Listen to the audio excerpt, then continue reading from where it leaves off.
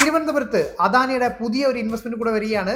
ഇതിപ്പോ ദിവസവും അല്ലെങ്കിൽ ആഴ്ചയിൽ 2-3 പുതിയ വികസനങ്ങളാണ് തിരുവനന്തപുരത്ത് സംഭവിച്ചുകൊണ്ടിരിക്കുന്നത്. 136 കോടി രൂപയുടെ ഒരു ലക്ഷറി ഹോട്ടലാണ് തിരുവനന്തപുരത്ത് വരാനായിട്ട് പോകുന്നത്, അതും എയർപോർട്ടിനകത്ത്. കഴിഞ്ഞ ദിവസമാണ് യൂണിയൻ മിനിസ്ട്രി ഓഫ് എൻവയോൺമെന്റ്, കേന്ദ്ര പരിസ്ഥിതി മന്ത്രാലയത്തിന്റെ അപ്രൂവൽ ഈ ഒരു പ്രൊജക്ടിന് കിട്ടിയത്. ഇന്റർനാഷണൽ എയർപോർട്ട് ടെർമിനലിലേക്കുള്ള ഫ്ലൈ ഓവറിന്റെ അടുത്തായിട്ടായിരിക്കും ഈ ഒരു പുതിയ ലക്ഷറി ഹോട്ടൽ വരാനായിട്ട് പോകുന്നത്. എയർപോർട്ടിനുള്ളിൽ തന്നെ 8000 സ്ക്വയർ മീറ്റർ വരുന്ന ഈ ഒരു ഹോട്ടലിൽ 240 മുറികളും 666 പേർക്ക് ഭക്ഷണം കഴിക്കാനുള്ള ഫെസിലിറ്റീസും വരുന്നുണ്ട്. ബിൽഡിംഗിന്റെ ഉയരത്തിന്റെ കാര്യത്തിൽ ഇവിടെ നിയന്ത്രണം ഉള്ളത് കൊണ്ട് തന്നെ നിലവിലെ ഈ ഒരു ഹോട്ടലിന്റെ ഉയരം എന്ന് പറയുന്നത് 23 മീറ്റർ ആണ്. പാർക്കിങ്ങിനായിട്ട് 2 ബേസ്മെന്റ് ഫ്ലോറുകളും അതുപോലെ ഗ്രൗണ്ട് ഫ്ലോർ, അതിന്റെ കൂടെ 4 അപ്പർ ഫ്ലോറുകളുമാണ് അദാനിയുടെ ഈ ഒരു പുതിയ ലക്ഷറി ഹോട്ടലിൽ വരുന്നത്. 3 വർഷം കൊണ്ട് ഈ ഒരു പ്രൊജക്ട് തീർക്കാനാണ് കമ്പനി ശ്രമിച്ചുകൊണ്ടിരിക്കുന്നത്. അതിന്റെ കൂടെ തന്നെ 300 പേർക്ക് ഡയറക്റ്റ് ആയിട്ടാണ് ജോലി ലഭിക്കാനായിട്ട് പോകുന്നത്.